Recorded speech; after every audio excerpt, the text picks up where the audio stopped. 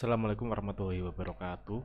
Nama saya Muhammad Irfan Ardiansyah dengan NIM 2504010202175. Pada kesempatan ini saya akan mempresentasikan tentang tugas mata kuliah Sistem Multimedia yang berjudul Sistem Multimedia dan Robotika Pintar untuk Perkebunan Modern 4.0, ya, dengan dan subjudul Implementasi Teknologi Sistem Multimedia Terkini pada Sektor Perkebunan.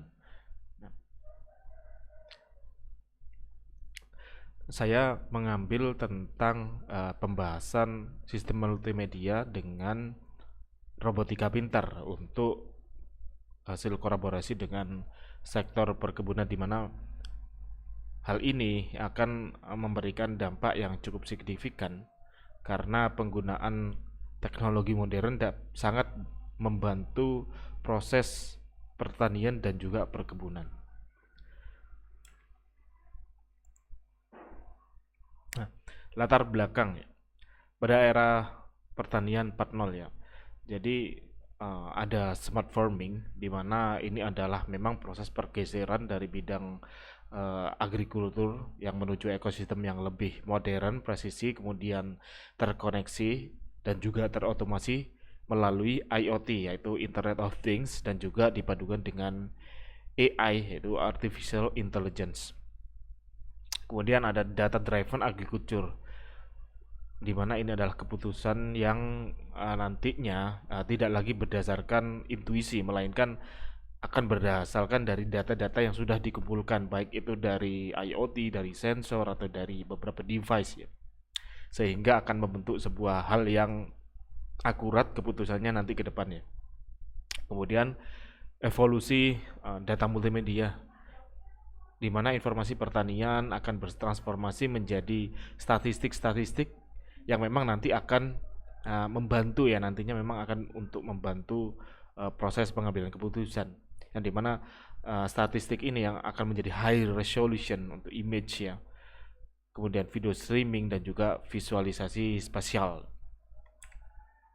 Nah, rumusan masalah dan juga solusi integrasi, di mana memang masalah utama yaitu tantangan di lapangan ya, yaitu lemahnya pemantauan hama, lemahnya pemantauan penyakit mungkin secara dini, kemudian ada juga rendahnya efisiensi pemupukan dan juga proses panen secara manual. Nah, ini adalah menjadi rumusan masalah, di mana bisa dengan pendekatan sebuah teknologi dengan robotika dan juga kecerdasan buatan. Nah, hal ini akan sangat membantu dalam pemantauan hama, penyakit, kemudian juga efisiensi proses pemupukan dan juga proses panen ya, dimana memang di dalam integrasi ini ada suatu hal, yaitu solusi rekognisi visual, di mana memang akuisisi data sensor akan melewati sebuah proses namanya deep learning ya, untuk melakukan misalkan diagnosis penyakit atau diagnosis hama berdasarkan image ya secara real time. Kemudian juga optimasi atau otomasi secara fisik, di mana memang robot-robot ini akan membantu melakukan pemanenan ya, melakukan juga pemetikan buah misalnya kan kalau di perkebunan, di mana memang dengan robot-robot ini memang harapannya akan melakukan eksekusi target secara presisi di lapangan.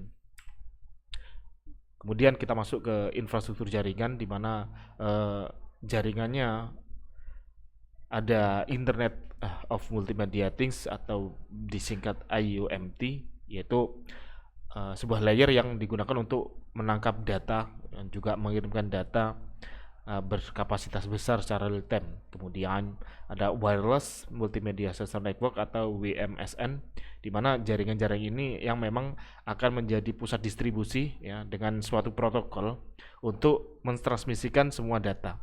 Kemudian ada karakteristik medan, yaitu penerapan topologi mesh atau dan juga local computation ya, untuk mengatasi lemahnya sinyal atau sinyal attenuation akibat mungkin kalau di perkebunan atau perhutanan itu mungkin akibat adanya kerapatan pohon dan juga mungkin uh, kontur tanah seperti itu. Nah, kita masuk ke penerapan computer vision pada tanaman, di mana prinsip kerjanya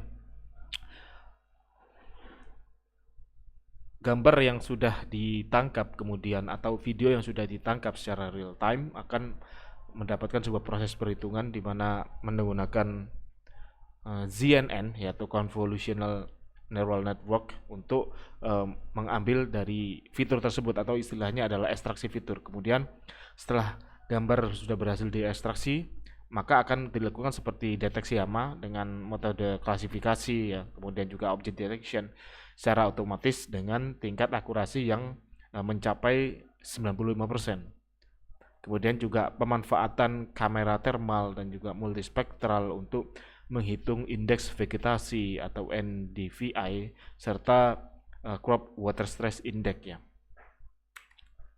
Nah, kemudian agen untuk eksekusi secara fisik, yaitu contohnya adalah robotika pertanian. Nah, di mana robot-robot ini bisa mendukung dalam pemanenan seperti harvesting robots ya, di mana di dalamnya adalah kombinasi dari stereo kamera atau kamera 3D vision.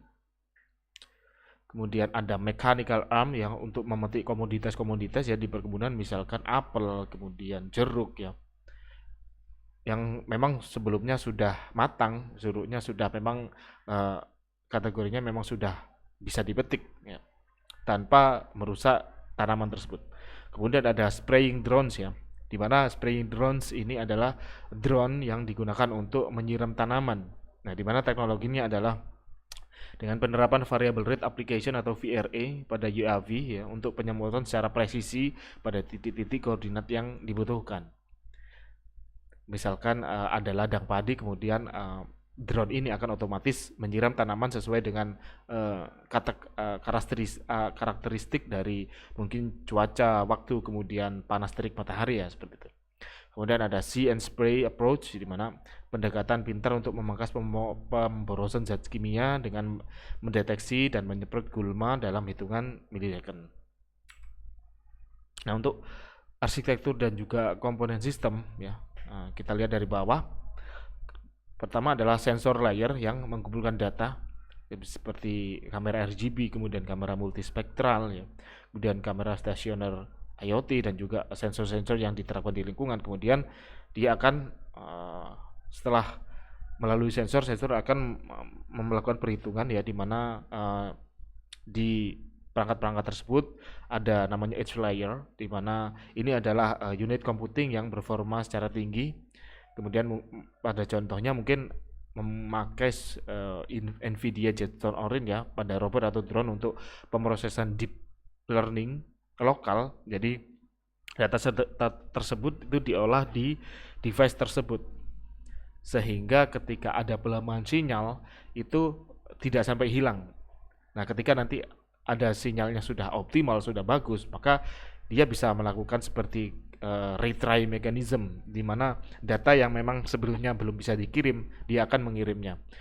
Nah, data yang dikirim ini akan masuk ke cloud layer ya, di mana memang di sini adalah pusat dari analitiknya, pusat datanya yang nanti digunakan sebagai data-data yang digunakan untuk decision making atau membuat keputusan, di mana misalkan nantinya ketika ada kondisi seperti ini maka akan dilakukan teknik-teknik yang memang untuk mendukung kondisi tersebut ya. Untuk alur pemrosesan data atau data pipeline, di mana image acquisition, pengambilan video atau gambar secara streaming dengan resolusi yang tinggi dengan kecepatan mungkin minimal 30 fps ya. Kemudian melakukan pre-processing, di mana ini akan melakukan seperti proses noise reduction melalui Gaussian filter, kemudian normalisasi cahaya, karena memang di lapangan itu cahaya sangat berubah-ubah ya. Kemudian ada histogram equalization untuk meminimalkan efek dari bayangan matahari tersebut ya, sehingga memang beberapa variabel-variabel yang memang dapat merubah hasil itu memang dinormalisasikan. Kemudian setelah melalui tahap pre-processing, maka selanjutnya masuk ke tahap AI inference atau action ya, dimana memang model-model AI yang sudah berada di dalam robot tersebut akan melakukan perhitungan sesuai dengan klasifikasi atau object detection yang sudah memang ditentukan sebelumnya. Sehingga nanti misalkan ada drone yang berfungsi untuk menyemprot, dia akan lebih presisi untuk titiknya. Karena memang pada drone tersebut sudah dilengkapi sensor, kemudian kamera thermal mungkin, sehingga nanti akan membantu para petani dan juga para pemilik kebun untuk melakukan proses penyiraman sesuai dengan titik yang sudah dikriteriakan. Kemudian untuk algoritma dan modelnya yaitu ada matriks konvolusi, di mana ini adalah ekstraksi fitur dari gambar tanaman ya menggunakan konvolusional ya. Kemudian ada juga arsitektur YOLO, yaitu pemanfaatan varian YOLO terbaru untuk menjamin inferensi real time berkecepatan tinggi pada perangkat edge saat drone bergerak secara cepat. Kemudian ada juga transfer learning, di mana pelatihan model AI dilakukan di cloud server menggunakan dataset agrikultur ya, yang memang skalanya cukup besar, yang nanti memang training ini akan digunakan sebagai mungkin klasifikasi dan juga untuk menentukan ketepatan dari sebuah desisi ya. Untuk kasus implementasi secara global ya, ini salah satu contoh penggunaan drone dan juga robotika, yaitu ada DJI Agras yang diimplementasikan di China, di mana drone ini memang berkamera RTK yang akan memetakan kontur kanopi secara 3D, dan dia sudah berhasil mereduksi penggunaan pestisida dan air sehingga 30% sampai 60% optimalnya di perkebunan tebu atau sawit. Kemudian ada IWMA hybrid drone di Sri Lanka ya. Dia punya pemanfaatan sensor NIR dan juga thermal pada UAV, dan dia mampu mendeteksi gejala stres air tanaman 10 hari lebih awal dibanding mata manusia. Nah, memang cukup membantu ya, karena ada teknologi multimedia yang dikombinasikan dengan robot untuk penanganan perkebunan. Ini cukup membantu sehingga bisa memetakan atau sehingga dapat memberi sebuah informasi yang nantinya memang untuk mendukung sebuah keputusan ke depannya. Kemudian ada juga John Deere See and Spray ya, integrasi dengan kamera RGB berresolusi tinggi pada traktor yang mencatatkan efisiensi herbisida sebesar 43-59% pada komoditas kedelai.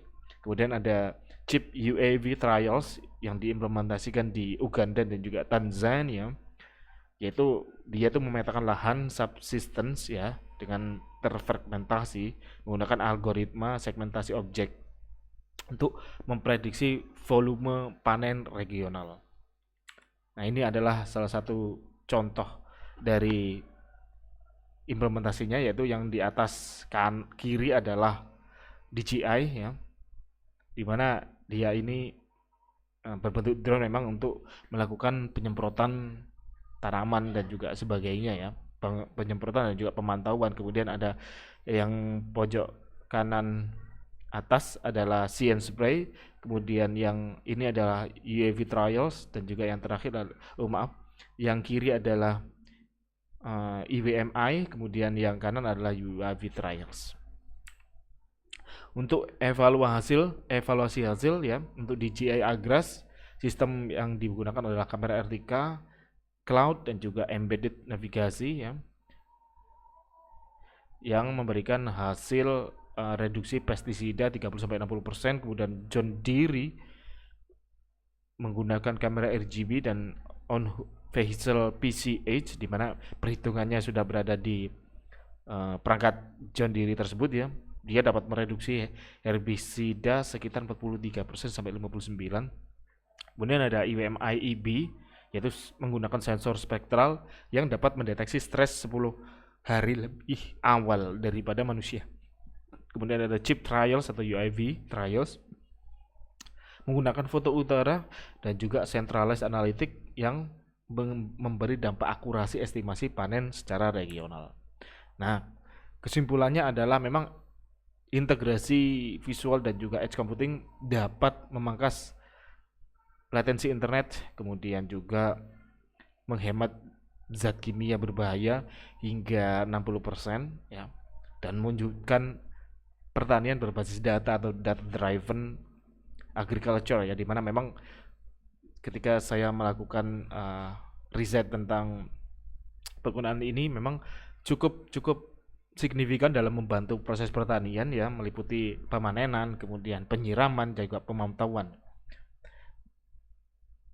Kemudian ada saran akademis yaitu pengembangan model AI yang lebih ringan ya, lightweight model mungkin terfokuskan di area tersebut atau terfokuskan di salah satu komunitas, misalkan kedelai gitu. Jadi perhitungannya akan lebih optimal karena memang modelnya sudah diterapkan di sesuatu yang skopnya lebih sempit ya, lebih spesifik. Kemudian saran industri dan kebijakan mungkin upskilling tenaga kerja lokal untuk operasional dashboard GUI serta perluasan infrastruktur jaringan 5G di area pedesaan atau pemerintahan. Terima kasih atas atensinya. Apabila ada perkataan yang salah, saya mohon maaf.